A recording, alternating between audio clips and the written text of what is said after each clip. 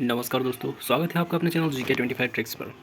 आज की इस वीडियो में हम फिजिक्स यानी भौतिकी के प्रश्नों के बारे में पढ़ेंगे और उससे जुड़ी हुई जानकारी भी हम जानेंगे।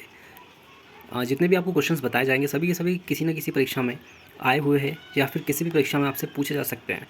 इसी तरह के प्रश्न जो है काफ़ी परीक्षाओं में पूछे गए हैं। तो आइए वीडियो को स्टार्ट करते हैं फर्स्ट क्वेश्चन के साथ। पहला प्रश्न है, निम्नलिखित में से कौन सा कथन गलत है।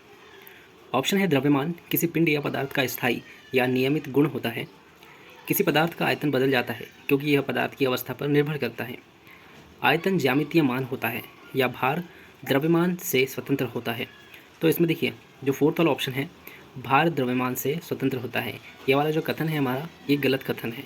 भार द्रव्यमान से स्वतंत्र नहीं होता है क्योंकि भार जो है द्रव्यमान का ही गुण है। मतलब भार या द्रव्यमान मतलब एक ही बात होती है। किसी भी वस्तु का जो भार होता है वो उसके द्रव्यमान ही कहलाता है। द्रव्यमान भौतिक मान होता है। द्रव्यमान और आयतन दो गुण हैं जिनका उपयोग वस्तुओं को मापने के लिए किया जाता है। अगला प्रश्न है, प्लांक स्थिरांक या कोणीय संवेग की विमा निम्नलिखित में से किसके समान है। ऑप्शन है, ऊर्जा, तरंगदैर्घ्य, आवृत्ति या कोण के समान। तो प्लांक स्थिरांक या फिर कोणीय संवेग की जो विमा होती है वो कोण के समान होती है। ऑप्शन फोर्थ वाला जो है राइट आंसर है। किसी भी भौतिक मात्रा के मापन में एक निश्चित आधारभूत निरंकुश ढंग से चुनी हुई अंतर्राष्ट्रीय स्तर पर स्वीकृत संदर्भ मानक नामक मात्रक के साथ तुलना शामिल है और विमा एक गणितीय माप है जिसका उपयोग भौतिक मात्रा की प्रकृति का अध्ययन करने के लिए किया जाता है। अगला प्रश्न है, निम्नलिखित में से कौन सा गति का समीकरण नहीं है। ऑप्शन आपके सामने दिए हुए हैं फर्स्ट, सेकेंड, थर्ड और फोर्थ। तो इसमें देखिए फर्स्ट, थर्ड और फोर्थ ये तीनों गति के नियम होते हैं, जबकि सेकेंड वाला जो है गति का नियम नहीं होता है। इसमें दिया है कि विस्थापन बराबर वेग मतलब अंतिम वेग माइनस प्रारंभिक वेग, तो ये गलत दिया हुआ है। गति के समीकरण, गति का समीकरण एक समान त्वरण के साथ एक सीधी रेखा में गतिमान एक निकाय के लिए त्वरण, समय, दूरी, प्रारंभिक गति और अंतिम गति के बीच संबंध स्थापित करता है। और ये समीकरण यहाँ दिए हुए हैं। ये सभी जो है गति के समीकरण है, प्रथम, द्वितीय एवं तृतीय नियम।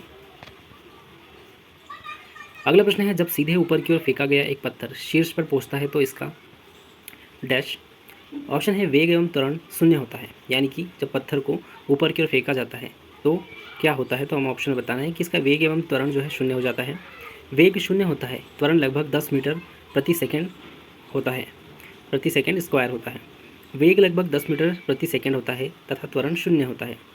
वेग लगभग 10 मीटर प्रति सेकंड होता है तथा त्वरण का मान जो होता है वो समान बना रहता है। तो इसमें जो थर्ड वाला ऑप्शन है, वेग लगभग 10 मीटर प्रति सेकंड होता है तथा त्वरण का जो मान होता है वो शून्य हो जाता है। इसमें जो है त्वरण बिल्कुल शून्य हो जाता है, त्वरण का कोई इसमें मान नहीं रहता है। जब एक पत्थर सीधे ऊपर की ओर फेंका जाता है तो ऊपर पहुंचता है, उसका वेग शून्य और त्वरण लगभग 10 मीटर प्रति सेकंड स्क्वायर हो जाता है। यह तब भी सच है जब वस्तु को ऊपर की ओर फेंका जाता है या उसमें शून्य वेग होता है। हवा में फेंकी गई गेंद के लिए वेग और त्वरण की दिशा अपने प्रक्षेप वक्र के उच्चतम बिंदु पर गेंद में शून्य वेग होता है। पत्थर फेंके जाने के बाद 10 सेकेंड में ज़मीन पर पहुंच जाता है। आप अगर ये एक्सपेरिमेंट करना चाहते हो तो आप भी कर सकते हैं। वृत्त में एक कण एक समान गति से गतिमान है, उसका स्थिर होगा। तो वृत्त में एक कण है जो कि एक समान गति से गतिमान है, तो उसका जो स्थिर होगा, इनमें से बताना ऑप्शन में से, इन चार ऑप्शन में से क्या उसका स्थिर रहेगा। ऑप्शन है, वेग स्थिर रहेगा, त्वरण स्थिर होगा, गतिज ऊर्जा या विस्थापन। तो वृत्त में अगर एक कण एक समान गति से ही गति कर रहा है तो क्या होगा, उसका जो गतिज ऊर्जा है वो क्या होगी, वो स्थिर रहेगी। यानी गतिज ऊर्जा वस्तु के गति के साथ ही बढ़ती है, और अगर वो एक समान गति में है तो उसकी गतिज ऊर्जा नहीं बढ़ेगी। एक समान वृत्तीय गति को उस वृत्तीय गति के रूप में परिभाषित किया जाता है जिसमें कण की गति में परिवर्तन नहीं होता या स्थिर रहता है। तो ये याद रखिएगा।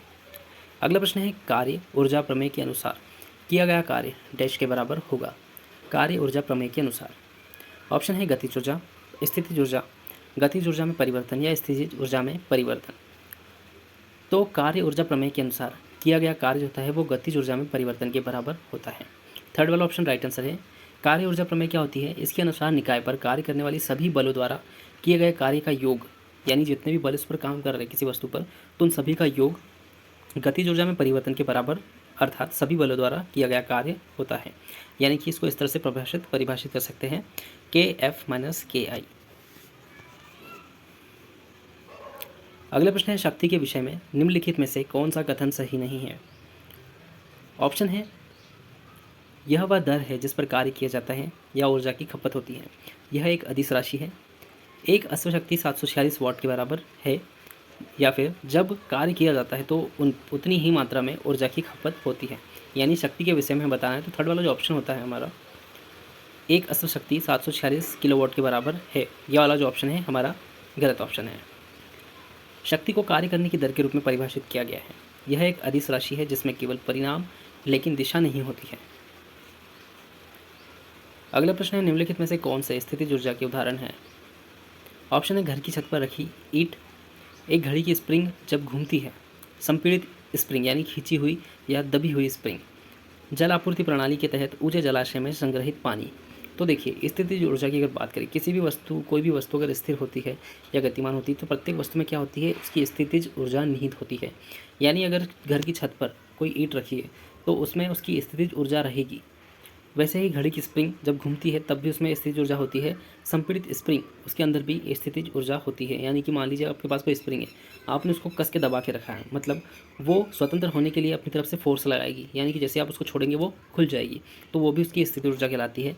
वैसे ही जलापूर्ति प्रणाली में जो जलाशय होते हैं उसमें जो संग्रहित पानी होता है उसमें क्या होता है, भार होता है और साथ ही उसमें उसकी स्थितिज ऊर्जा निहित होती है। यानी कि सारे के सारे ऑप्शन जो है सही है। स्थितिज ऊर्जा संचित ऊर्जा को किसी तंत्र के विभिन्न भागों की सापेक्ष स्थिति पर निर्भर करती है।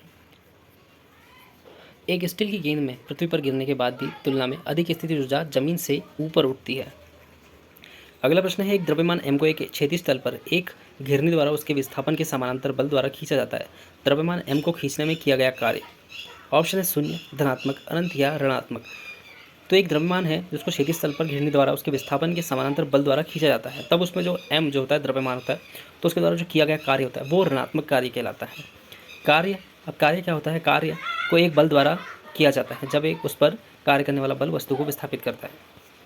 अगला प्रश्न है, जब किसी निकाय का संवेग दुगना हो जाता है तो उसके द्रव्यमान को अपरिवर्तित रखते हुए गतिज ऊर्जा क्या होती है? ऑप्शन है आधी, मूल के 3 गुना हो जाती है, मूल के 4 गुना हो जाती है या दुगनी हो जाती है।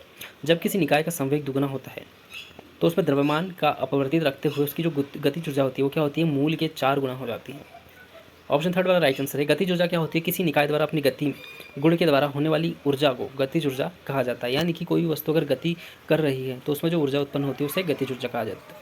तो ये थे हमारे टॉप 10 क्वेश्चंस जो कि फिजिक्स से रिलेटेड थे। इसमें जितने भी क्वेश्चंस आपको बताए गए हैं सभी के सभी जो है किसी न किसी परीक्षा में आए हुए हैं और आपकी आगामी परीक्षाओं के लिए भी बहुत ज़्यादा इंपॉर्टेंट है। तो वीडियो को अच्छे से देखिएगा। उसके साथ ही आप हमारे चैनल पर जा सकते हैं, आपको कई सारी वीडियोज़ मिल जाएगी जिसमें आपको ट्रिक्स के जरिए भी याद करने के बारे में बताया गया है। तो जल्दी से चैनल पर जाइए, वीडियो को लाइक करिए, चैनल को सब्सक्राइब करिए। GK25 tricks. जय हिंद, थैंक यू।